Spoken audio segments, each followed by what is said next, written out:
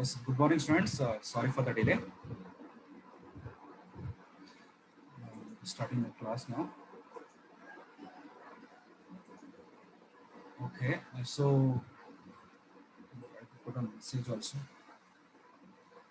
The 24 students have joined as of now.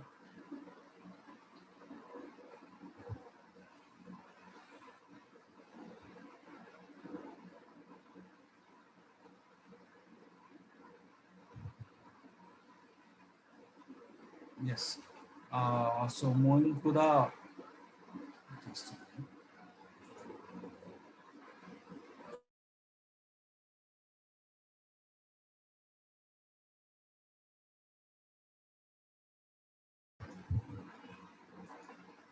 Yes, I hope I'm audible.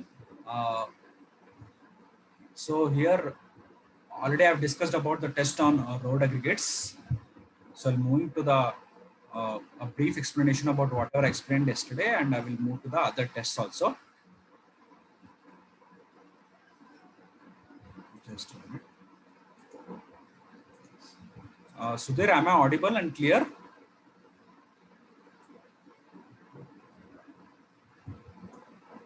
Yes, sir. Okay, sir. Yes, I muted you all, so I'll be continuing. So here I have put some explanation regarding the what is the aggregates. So you can just go through, like, aggregate is actually the term for the any mineral material such as sand, gravel, and crushed stone, we can say, are usually used as the binding medium, such as water, bitumen, Portland cement. In that way, aggregate is also a binding medium to form a compound material. It may be a bituminous concrete or a bituminous mix and a Portland cement concrete. So coming to the volume, actually what happens mainly for the bituminous concrete or for the flexible pavements, there 92 to 96% of aggregates are required. And coming to the cement concrete pavements or rigid pavements, there about only 70 to 80% of aggregates are required. In that way, so here what happens, the aggregates are used, whatever I've mentioned, like in flexible pavements, 92 to 96%.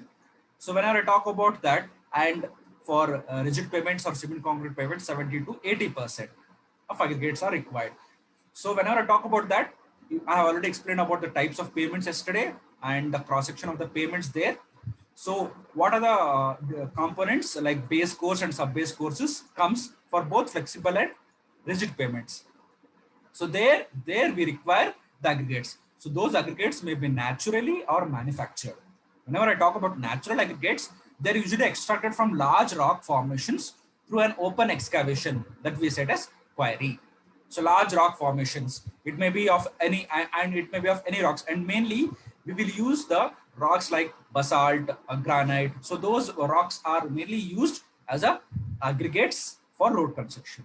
And coming to the extracted rock, extracted, or we can say it as manufactured rock, is nothing but what are the aggregates which are typically reduced to some usable size by some mechanical crushing, like a jaw crusher, I can say the best example. So manufactured aggregate is often a byproduct of the other manufacturing industry in that way. So I hope I'm clear about the aggregates here. So moving to the desirable properties of the aggregates. So as I already explained you the desirable properties of soil. So here I will be explaining the desirable properties of aggregate also. Like desirable properties of the soil is, first is the strength. So the aggregate are mainly used in top layers, are subjected to more stress. If I talk about like any pavement cross section, sorry, talk about any pavement cross section. So the top layers, because of the wheel load coming from the any wheel of any vehicle, if I draw in this way, for example, this is the axial and this is the wheel, right? So this is the wheel. So wheel of any vehicle, the wheel load coming on the top layers will lead to stresses. That's what first point is, stress action due to traffic wheel load. Second is wear and tear. So whenever I say wear and tear, for example, if I draw an wheel here, right, a wheel, and below this, what will be there? Aggregates will be there, right? Aggregates will be there. Aggregates, for example, this is one layer aggregates. right? So what happens? Wear and tear of aggregates will happen. That comes under the strength property. Crushing of those aggregates will happen. So for high quality pavement, the aggregate should possess high resistance to crushing to withstand stress due to traffic load. That's the first desirable property of aggregates is strength. Second is hardness. So hardness almost it is similar to the wear and tear of the aggregates, so which can be easily determined by conducting Loss Angel abrasion test. The second desirable property is hardness. Third is toughness. So toughness means because of sudden load or some impact load, whatever the how the aggregates are resisting that impact load or sudden load, that property we consider under toughness property. Aggregate impact value test tells us the toughness property of aggregate. Next, coming to the shape of the aggregate. Other fourth desirable property is shape of the aggregate. See, nowhere in the syllabus he has mentioned about the desirable properties, but to understand better why we are conducting the tests on aggregates, you should know these all desirable properties clearly. Coming to the fourth desirable property, shape of aggregate. So what happens whenever I talk about the shape, you should be very clear that which aggregate you are using. Are you using a rounded aggregates or a cubical aggregates or angular aggregates, flaky or elongated particles? So what happens whenever I talk about the shape here, mainly I can say the consistency of that aggregates with the bitumen or cement changes depending upon the shape. That's why shape of the aggregate is very important. Even what happens because of more flaky. Usually what we say, flaky is nothing but like irregular shape. Irregular shape will be there, and elongated is nothing but lengthy aggregates will be there in this way. What happens because of too flaky and too elongated? What happens? The consistency may not occur, and these aggregates may break into two pieces. So that may happen during the mixing with the bitumen or cement. Next, fifth desirable property is adhesion with bitumen. So how the bitumen will get adhered or stick to the aggregate, that is adhesion with the bitumen. We usually determine by calculating the stripping value. And later on durability. Yes, so whenever I said durability, so how the aggregates are reacting with the weathering conditions or weathering action. Like sometimes there will be a rainy, sometimes there will be a very high temperature, like summer season, and winter season, maybe falling of some ice cubes or ice on the pavement surface in some regions. So those all should be considered under the desirable property called as durability. It's not property of the aggregate to withstand adverse action of weathering is called as durability, and for another name we call it as soundness test.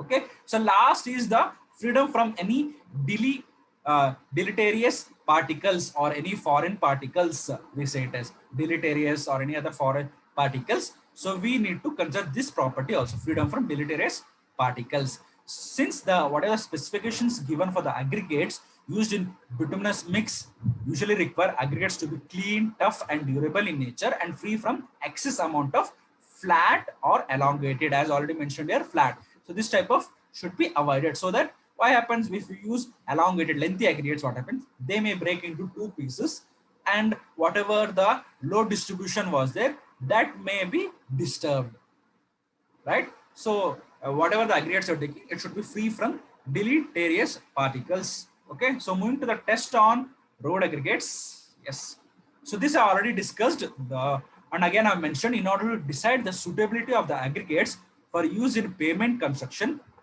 following tests are carried out. Like as per the syllabus, he has given just the names there. So you can just go through, like he has given impact, crushing, abrasion, specific gravity, and water absorption. First, actually, as per the syllabus, he has given specific gravity. Later on, he has given impact. Later on, crushing resistance or crushing value, both the same. Water absorption he has given. He has given shape test, and within that he has asked flakiness index, elongation index, and later on angularity number, and later on attenuation test, and later on durability test, and stone polishing value test. So there are the different tests on aggregates given as per your syllabus. These all tests decide the suitability of the aggregate for use in any pavement construction. Any pavement, it may be a flexible pavement or rigid payment, right? So moving to the aggregate impact value test. So yesterday I've already discussed. I'll try to move on. So this before every test I've put a brief explanation in this way.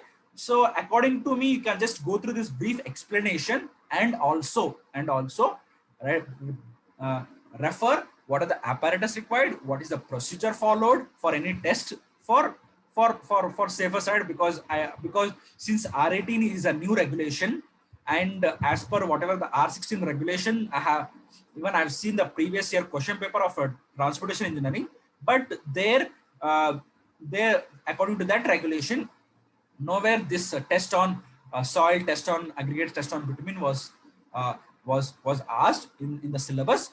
Since in R18 he has asked, so he may ask to explain the test in detail, or he may ask you to explain this test in briefly. So before every slide, I put this type of brief explanation for your better understanding and for exam purpose point of view. But you should not ignore the detailed procedure apparatus required also. So please go through that also. Since you're already done with your highway materials and concrete technology lab, I don't think so it will be not difficult for you to go through the whatever the apparatus required and procedure required for respective tests here. Right, this you can go through aggregate impact value test, carried out to evaluate the resistance to impact, and which tells us about the toughness property of the aggregate. Right. So what are the aggregate passing 12.5 and written on 10 mm should be taken. That's the next line. And we need to fill it in a cylindrical test cup of internal diameter this much. Before that, we need to measure in a cylindrical measure. And this is the final value, right? So you need to measure in the cylindrical measure. You have to put in 3 layers. And here you can see, for example, this is falling, right? So however, you can see this is not. So in this way, there will be a separate cylindrical measure. So that we need to take in 3 layers. Each layers you have to give 25 blows, and you have to transfer these aggregates into this test cup or cylindrical test cup of diameter 10.2. Sorry, it is 10.2 centimeter, 10.2 centimeter, and depth is 5 centimeter, which is attached to a metal base of impact testing machine. Okay, so using this hammer, you need to give 15 blows. After giving the blows, whatever the aggregate get crushed here, the specimen that should be passed to 2.36 C. So W1 by W2 will give me the into 100, it will give the aggregate impact value expressed in percentage. So you can go through this like this is cylindrical cup. Here you can see this is the cylindrical measure. Usually it's smaller size will be there. Damping rod, weighing balance. So you can go through this, and I also shown you the videos also. I'll be trying to post that videos with within a Google Drive, and I'll be showing you. Next, coming to the crushing value test. So these are the apparatus required. Sieves, again, same 12.5 10 mm, bigger size, and 2.36 smaller sieve. Crushing value. So this is the test mold. This is the plunger, and this is a cylindrical measure. And compressive testing machine is required. So again, I've put the brief explanation here. So there is a similarity between aggregate crushing value and impact value, but crushing value tells us the crushing resistance, that is crushing strength of the crushing strength of the aggregates here. But the procedure remains the same, right? So I've already shown you the videos. I'll try to show this video again, crushing, because yesterday I left in the middle.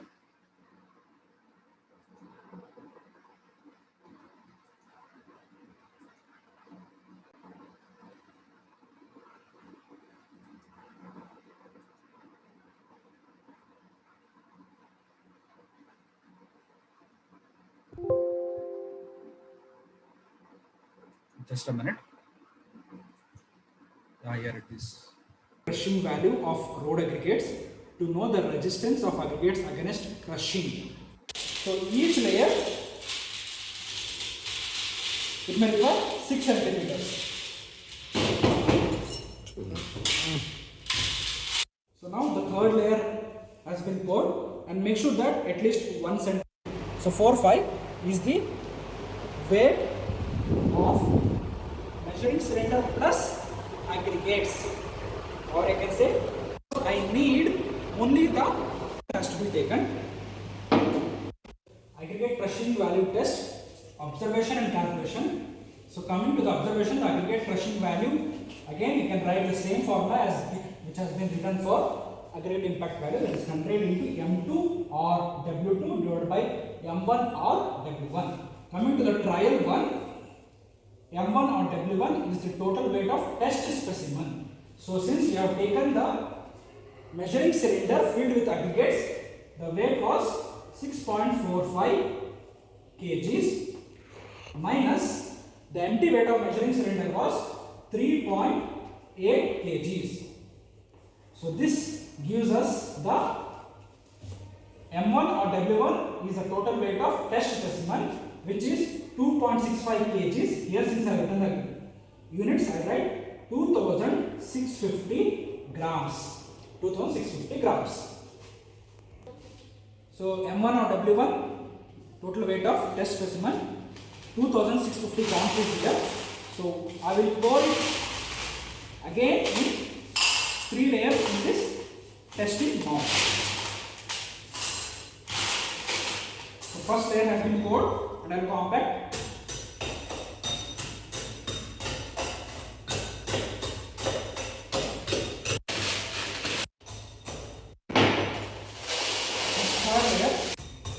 Mold in 3 layers and each layer has been given 25 dose again.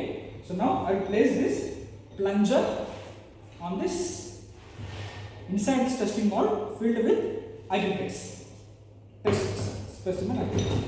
So try to rotate the plunger a bit so that it will get fixed correctly into the testing mold. So now this complete setup has to be placed in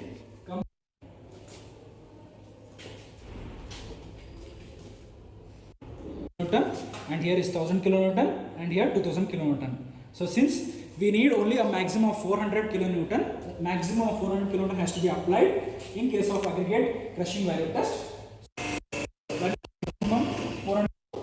So this plunger now it has been stopped. So now remove this plunger.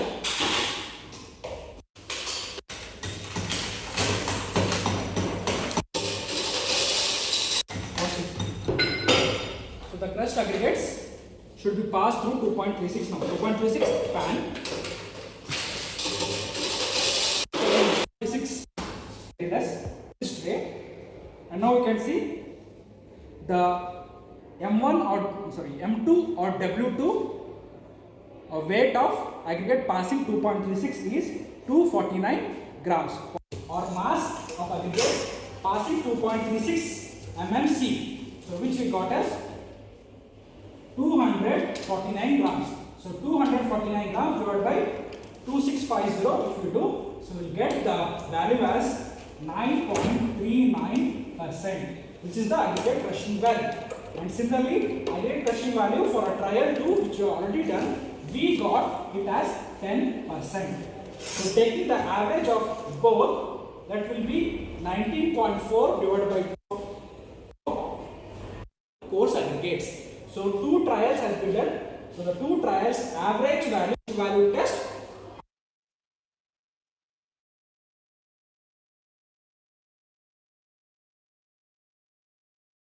So that's it, the procedure there. So you can just go through the videos again. I'll be posting the same. Because of less time, I'm forwarding them a bit. So here you can see I've given all the what are the theory, test procedure, and observation calculation, and later on the discussion, result and discussions here. So moving to the next experiment, that is loss angel abrasion. Sorry for the video is not available for this because it is somewhere. So that's what I'll try to make the videos available to you in one Google Drive. So I'll be sharing the Google Drive link, so you can just go through that. Yes. So moving to the loss angel abrasion test. So here I also put the brief explanation. So I'll try to explain this brief explanation, and I will move to the next test. So abrasion test is carried out to test the hardness property here. Remember, hardness property of the aggregate, as already mentioned you, hardness is the one of the desirable property of aggregate. So loss angel abrasion test is preferred carrying out the hardness property and has been standardized using this Indian standard code. And the principle of this loss angel abrasion is to find the percentage wear due to relative rubbing action between the aggregates and steel balls used as abrasive charges. So what happens whenever I talk about, for example, this is a wheel, right? So wheel and a pavement. So between a wheel and a pavement, what will be there? The aggregates will be there. So this aggregate, to stimulate that field condition in the laboratory, we are using in place of these aggregates, sorry, yeah, whatever in place of this aggregates and wheel, in between these two, there will be some any dust particles or any small particles will be available, right? Like for example, on this aggregates and this between this wheel, there will be some dust particles, right? Because of that, there will be rubbing action between the wheel and aggregates. That dust particles or small particles is used as abrasive charges in this test. So Los Angeles consists of a circular drum. You can see here. I'll be showing with the apparatus. So circular drum of internal diameter of 70 centimeter and length is 52 centimeter horizontally. And abrasive charges will consist of a spherical balls 48, and each balls will be having a weight from 340 to 445 grams. So the number of abrasive charges required will be according to the grading of the sample we are considering. There will be usually again 6 grades like A, B, C, D, E, F, G. So that type of 6 to 7 grades will be there. So the quantity of aggregates to depend upon the gradation again. The quantity of aggregates or test specimen required will depend upon the gradation again. Usually 5 kgs for first 3 grades or for 4 grades, and remaining 3 kg, 10 kgs for remaining 3 grades. And again, whatever the cylinder I'm talking here, you can see this is the cylinder, how it looks like. So in this cylinder, we'll be putting the aggregates, 5 kgs of aggregates for first 4 grades, and that is 10 kgs of aggregate for next 3 grades. And 500 revolution for first 4 grades and 1000 revolution for first next 3 grades. Okay, so after these specified revolution, the material will be sieved through 1.7 mm sieve. Okay, so I'll move to the test here. You can see, so this is the abrasion testing machine. You can see here, abrasion testing machine. Right. So this is what the steel drum of, as already mentioned, horizontally the length is that is 70 centimeter and 52 dia. So here is the meter which counts the revolutions, and these are the abrasive charges as already mentioned. Usually 6 to 12 abrasive charges is required, because based upon the gradation we will be taking that number of balls only. And as already I mentioned, the weight of each ball 390 to 445 grams. Sieves, we require this type of set of sieves usually, like 80 sieve, from bigger sieve 80, 63, 50, 40, 25, 20, 12.5, 10, 6.3. So we require almost all sieves, because this test is not like particularly for coarse aggregates or fine aggregates. It is for all size of aggregates, I can say. And usually whatever the aggregates larger than 4.75, I can say, right? So that's why we require from 4.75 till 80 mm sieve. So all size of aggregates are required here. And also 1.77 mm is required. Remember 1.7. Whereas for aggregate impact and crushing value, we require only 2.36 C. Okay, I'll be moving faster because lesser time. Yes, and later on, yes, weighing balance of minimum 10 kg is required, tray and oven. And coming to the, yes, here you can see these are the sieves, like passing sieves and retained sieves. Like already I mentioned, these are the sieves required, right? What are those sieves? These 80, 63, 50, 40, 25, 20, 12.5, 10, 6.3, 4.7. And grades are A, B, C, D, and later on E, F, G, 7 grades. So first three grades till D, A, B, C, D, only 5 kgs of test specimen. But remember, 5 kgs how we'll be taking here. You can see 40 passing, 25 retained, 1250 grams. 25 passing, 20 retained, 1250. Similarly, other sieves.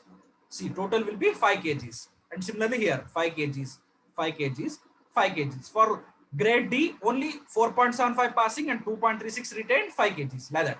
So whatever has been written in this way, you need to follow that. Whatever the retaining sieves are there, only those retaining sieves that must weight of aggregates are required. Similarly, EFG 10 kgs.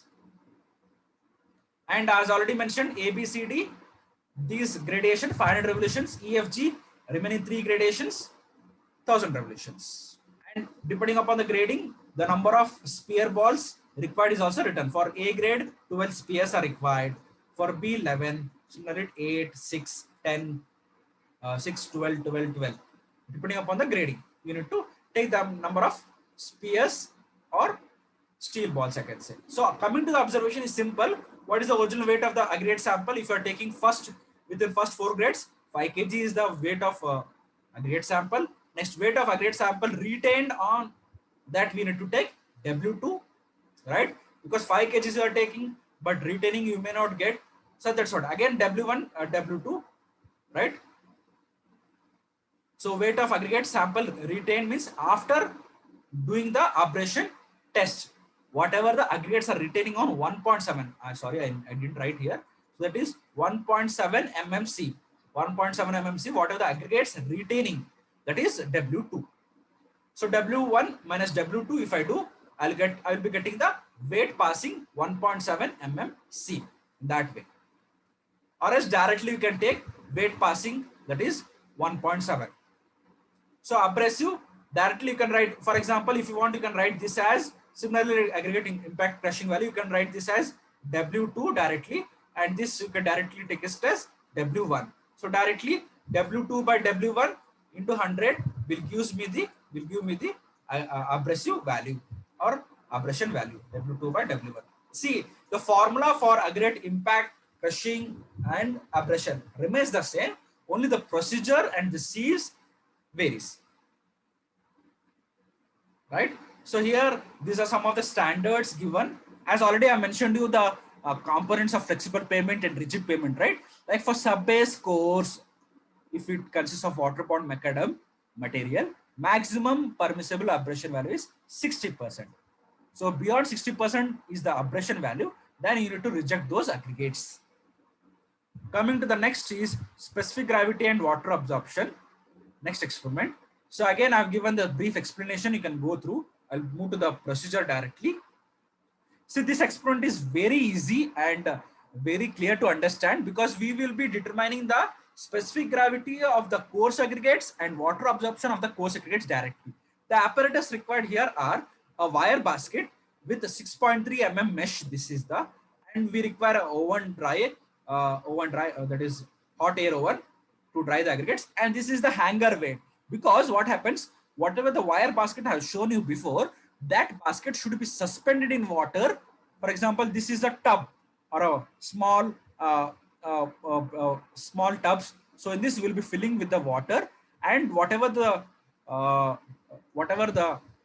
wire basket is there, that will be suspended in this water, or will be dipping in the water, and we will be taking the weight. That's why we need this type of hanger weights. And sieves is 10 mm or 6.3 mm sieve is required, and aggregate sample is required. Coming to the procedure, a simple procedure, what we need to do, we need to take the weight of the aggregate suspended in the water with the basket, that will be my W1, and later on weight of the basket, empty basket only, that will be my W2. Okay, so we'll be getting the weight of saturated aggregates. Clear? And later on W3. What is W3? W3 is nothing but whatever the aggregates we have taken in the water, suspended in the water, that aggregate should be transferred on a tray. Okay, on a tray, and that aggregate should be rubbed with some adsorbent cloth or any waste cloth, that we set as surface drying. After doing that surface drying, we need to take saturated surface dry weight, that is W3. And later on, thus after taking the weight, place this completely surface dry aggregates into the oven, hot air oven. We will get in the W4 after 24 hours, that is W4. So simple. Specific gravity, what is the general formula as per your whatever the GT, that is gamma S by gamma W, right? So that is the general formula. So if I need gamma S, what we need, that is W4, will directly tells us the weight of the oven dry aggregates is directly gamma S, that is unit weight of any dry aggregates or any materials. Gamma W, what is gamma W? Weight of equal volume of water. How we will get W3, that is weight of saturated surface dry, minus WS, weight of saturated aggregates. So we'll be getting directly specific gravity. Water absorption, again same. Water absorption is in percentage. Specific gravity is unitless. Water absorption, the same formula. What is the general formula for water content? Weight of water by weight of soil solids, right? Weight of water by weight of soil solids. The same formula is been taken. So W3 minus W1. W3 is what? Weight of saturated surface dry. Means some water is absorbed on the aggregates and some water is absorbed by the aggregates. That is W3 is wet. W4 is dry. So wet minus dry, I'll be getting weight of water. What is W4? Dry. That is WS. So into 100. Simple. So specific gravity range will be 2.5 to 3 or more than 3 also will be getting. And water absorption range is 0.1 to 2%. Clear? Specific gravity and water absorption. Next is shape test. So already I explained you in the laboratory. I'll be trying to go briefly here. So two types of apparatus are required here. One is this is thickness gauge and this is length gauge. So thickness gauge and these are the different slots here, right? The least dimension here is 0.6, right? And later on length gauge, the highest dimension here is 1.8. So sieves already you know 6.3, sorry, this is 50, 40, 31.5, 25, 20, 16, 12.5, 10, 6.3. Weighing balance procedure, that's what. Take whatever the weight of retained, sorry.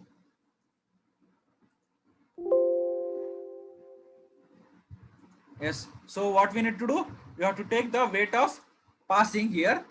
Before that, you need to take the whatever the empty, the whatever the weight of the 200 samples. 200 samples should be taken. That I will try to write it here only. That is 200 samples should be taken. Don't forget that. That is needed. The observation, whatever you are taking, that is very important. That is weight of 200 pieces of aggregate. Pieces of aggregates, right? That is 63 passing, 50 retained. In that way, 63 passing, 50 retained. That weight you need to take here. And later on, weight of retained. So this I will write it as something. I will write it as small w. I will write it small w, small w, small w. Okay. So in that way. And after that, what you need to take? You need to pass through the thickness gauge, right? 63 and 50 retained aggregates, whatever, for example, you are getting like something like some 500 grams you are getting, right? So those all 200 pieces should be passed through the thickness gauge, Whatever the passing weight will be there, that should be noted on here for all the set of sieves. Similarly, those 200 pieces again need to pass through the, that is length gauge, to determine the flaky particles. That again you need to take the retained weight only, retained weight here, retained weight. So simple formula. So whatever you are getting for flakiness index, for example, if I take flakiness index, x divided by w into 100 directly, x divided by w into 100.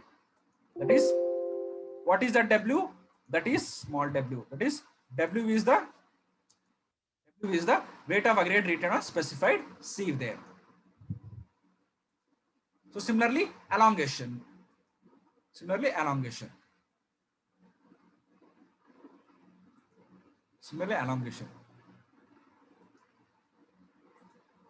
So this I didn't check in the hurry. So this is x, this is y. Okay, so x is the whatever the flaky and y is the elongated in that way. So I'll try to change here also. So this is will be the whatever my x and this will be the y. Flaky.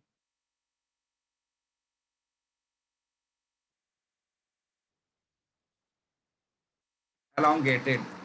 That is retained mainly. Retained. Okay. Right. So I hope I'm clear about this. So this experiment I already explained you. But to recap once, so I'm explaining again.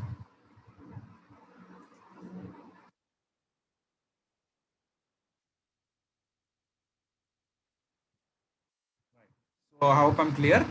So you need to do the calculation accordingly. So angularity, I'll be explaining this angularity and I will end this class here because I left with another 3 more minutes. So angularity after the durability is only left here. So I'll be taking this durability and all in the afternoon class. So I'll be moving to the angularity number. So angularity number is actually the continuation of whatever the shape test, that is flakiness index and elongation index. Remember, flakiness means passing, means thickness. Elongation means retained, that is lengthy aggregates. Okay, coming to the angularity number. So this gives an idea about the how the aggregates are. Are they angular? Are they rounded in that way? So this is based upon the percentage of voids in the aggregates after compaction in a specified manner. Okay, so if the void content of the aggregate is 33%, the angularity of such aggregate is considered 0.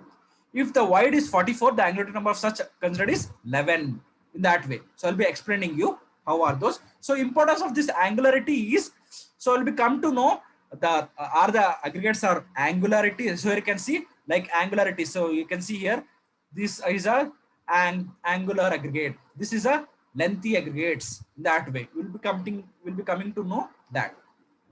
So coming to the apparatus here, so we need a container and a steel rod and aggregates of particular size, like maybe 12.5 passing 10 retained or 10 passing 6.3 retained, in that way some particular size. Those aggregates will be poured into the container, right? And it will be tabbed 100 times, each layer 100 times, 3 layers, each layer 100 times should be tabbed. And later on, what we'll do, we'll be taking the weight. So whatever this W is there, that is the aggregate filled with, here you can see, just a minute. So capital W is nothing but whatever the aggregate, I'll be explaining here only. So this aggregate plus water have shown here. So just a minute.